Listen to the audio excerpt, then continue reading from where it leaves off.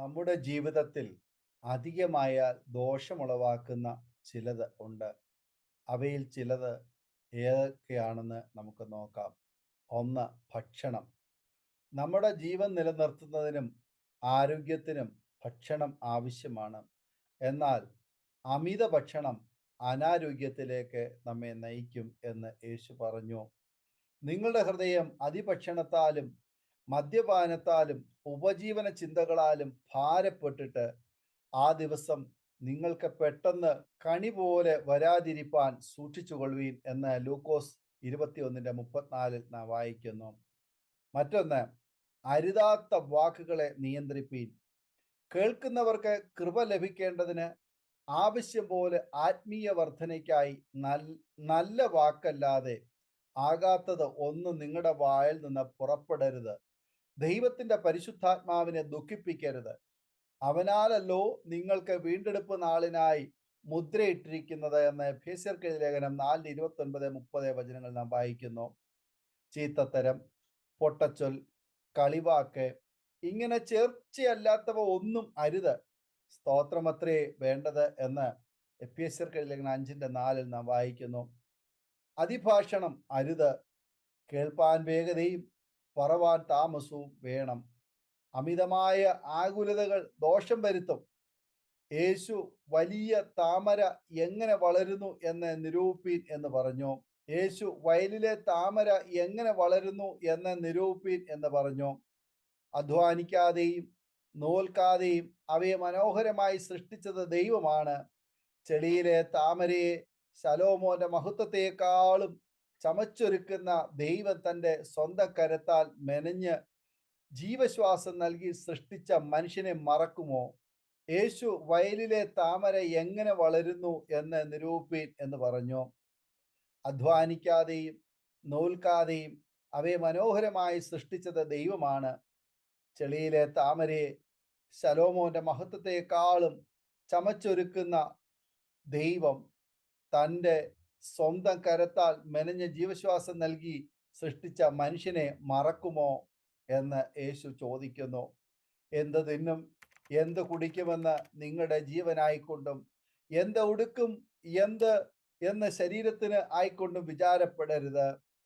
ആഹാരത്തേക്കാൾ ജീവനും ഉടുപ്പിനേക്കാൾ ശരീരവും വലുതല്ലയോ? ആകാശത്തിലെ പറവകളെ നോക്കുവീൻ. അവ വിതയ്ക്കുന്നില്ല, കൊയ്യുന്നില്ല, കളപ്പുരയിൽ കൂട്ടിവെക്കുന്നതുമില്ല. എങ്കിലും സ്വർഗസ്ഥനായ നിങ്ങളുടെ പിതാവ് അവയെ പുലർത്തുന്നു. അവയേക്കാൾ നിങ്ങൾ ഏറ്റവും വിശേഷതയുള്ളവർ അല്ലയോ? വിചാരപ്പെടുന്നതിനാൽ തൻ്റെ നീളത്തോട് ഒരു മുഴം കൂട്ടുവാൻ നിങ്ങളിൽ ആർക്കും കഴിയും എന്ന് മത്തായി സുവിശേഷം 6:25-27 വരെ വചനങ്ങൾ നാം വായിക്കുന്നു. നിന്റെ ഭാരം യഹോവയുടെ മേൽ വെച്ചുകൊള്ളുക, അവൻ നിന്നെ പുലർത്തും. നീതിമാൻ കുലുങ്ങിപ്പോകുവാൻ അവൻ ഒരു നാൾ സമ്മതിക്കയില്ല എന്ന് 55 സംഘത്തിന് 22 വാക്യത്തിൽ നാം വായിക്കുന്നു. അമിത സ്വാതന്ത്ര്യവും അമിത നിയന്ത്രണവും ആപത്ത് വരുത്തും. മക്കൾക്ക് അമിതമായ സ്വാതന്ത്ര്യം നൽകിയാലും അമിതമായ നിയന്ത്രണങ്ങൾ അടിച്ചേൽപ്പിച്ചാലും അത് ദോഷങ്ങൾക്ക് ഇട നൽകും.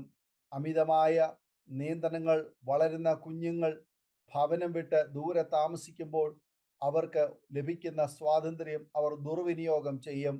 അതിനാൽ കുഞ്ഞുങ്ങളെ ശാസിച്ചും സ്നേഹിച്ചും വളർത്തേണം. ബാലൻ നടക്കേണ്ടുന്ന വഴിയിൽ അവനെ അഭ്യസിപ്പിക്കുക, അവൻ വൃദ്ധനായാലും അത് വിട്ടുമാറുകയില്ല എന്ന് സദൃശവാക്യങ്ങൾ 22:6 വായിക്കുന്നു. തീരുമാനങ്ങൾ കൈക്കൊള്ളുവാൻ അമിത വേഗത അരുത്. കുതിരയ്ക്ക് വേഗത കൂടുതലാണ്, അതിനെ കടിഞ്ഞാണിട്ടാണ് നിയന്ത്രിക്കുന്നത്.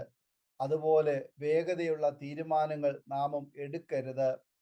നിങ്ങൾ ബുദ്ധിയില്ലാത്ത കുതിരയെയും കോവർ കഴുതിയെയും പോലെ ആകരുത്.